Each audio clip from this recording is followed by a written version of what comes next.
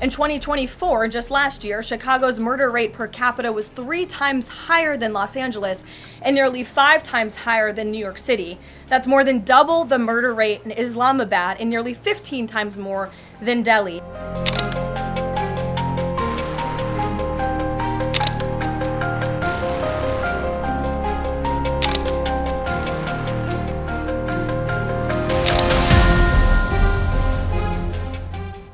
I want to ask the question of, we know that it's not a gun thing. Any rational person knows it's not a gun thing. We know it's a mental health issue. So I want to know from you, what is President Trump and the White House going to do to address mental health issues around the country associated with these shootings? And the second thing is Chicago. You know, anybody with, and I say, with a connected brainstem knows that Chicago's crime is out of control. And young black men are getting killed, laying dead in the middle of the streets every single day in Chicago. No president has addressed any of these issues. And so what is the White House going to do to address issues in their capacity to deal with the conflict and violence in Chicago? Sure.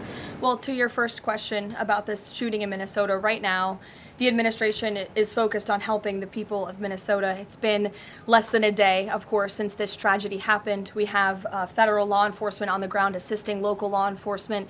This investigation is ongoing. There's still a lot of facts to understand about these circumstances, and so we're going to continue to do that. As for Chicago and cracking down on crime, it is a priority of this administration to ensure that American cities are safe again, and I'm so glad that you brought up the crime in Chicago, because we've been seeing the governor of Illinois parading out there saying that there's nothing wrong with Chicago. It's a great place to live. There's no crime there. He doesn't need President Trump's help. Well, I think the residents of Chicago beg to differ, and the statistics beg to differ. And I'll just share a few of those statistics with all of you. For 13 consecutive years, Chicago has had the most murders of any U.S. city. This is JB Pritzker's legacy, by the way. For 7 consecutive years, Chicago has had the highest murder rate among U.S. cities with more than 1 million people. In 2024, just last year, Chicago's murder rate per capita was 3 times higher than Los Angeles and nearly 5 times higher than New York City. That's more than double the murder rate in Islamabad and nearly 15 times more than Delhi. Out of Chicago's 147,899 reported crimes this year, that's how many crimes have been reported in Chicago since January 1st.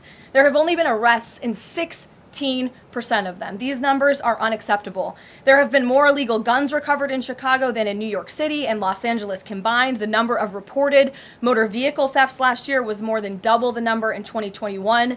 And Chicago has also, just like DC, come under scrutiny over discrepancies in its homicide data reporting. So as bad as these numbers are, perhaps they are even worse. And this is Governor Pritzker's legacy. He should put politics aside. He should pick up the phone and call this president, who would be more than happy to do right by law-abiding American residents in the city of Chicago, and we hope that he will. With respect to Labor Day, one of the most underrepresented groups right now are police officers. 30,000 police officers short in America right now.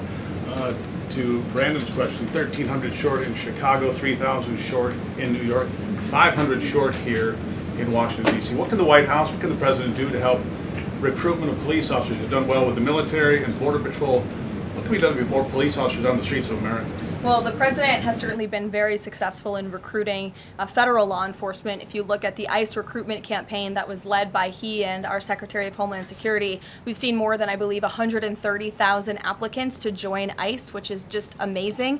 There's more applicants now than there are jobs to fill, and we're very grateful for that. Clearly, Americans want to serve their communities. They just need a leader who encourages them to do so. So maybe Governor Pritzker should spend less time demonizing the police, more time trying to recruit more police, and more time trying to call the President of the United States to get crime in his city under control. The President wants to allow law enforcement, whether it's state, local, federal, to do their jobs, to arrest criminals, to put them behind bars, and to remove public safety threats from American communities. He'll continue to do that. Thank you, guys.